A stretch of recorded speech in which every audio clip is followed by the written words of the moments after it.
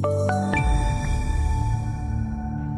afternoon, this is Bob Iaccino coming to you from the CME Group trading floor in Chicago, talking energy, specifically natural gas futures. Strange not to talk crude oil futures on an EIA day for crude oil, but it was also an EIA day for natural gas, and even prior to the EIA report becoming public, natural gas exploded higher, rallying more than 7%. Today. Still not quite reaching that $3 level, but coming awfully close to it.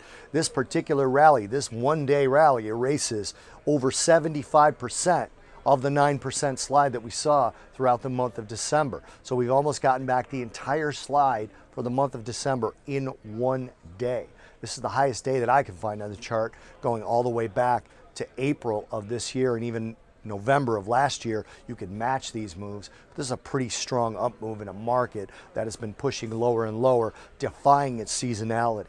Seasonality of natural gas usually calls for a rise around the second week of December, rising in through the beginning of January, all the way through the beginning of February, and then a slow fall from there. Right now we're seeing a little bit of catch up on that seasonality.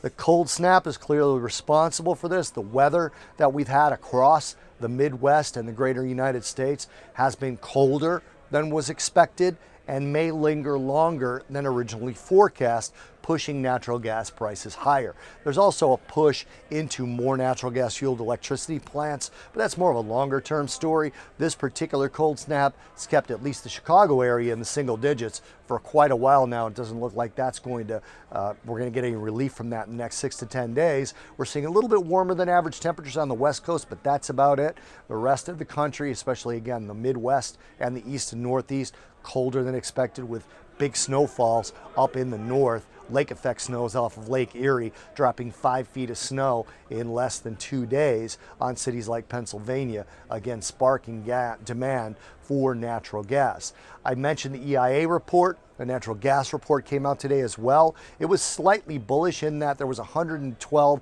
billion cubic foot draw on inventories.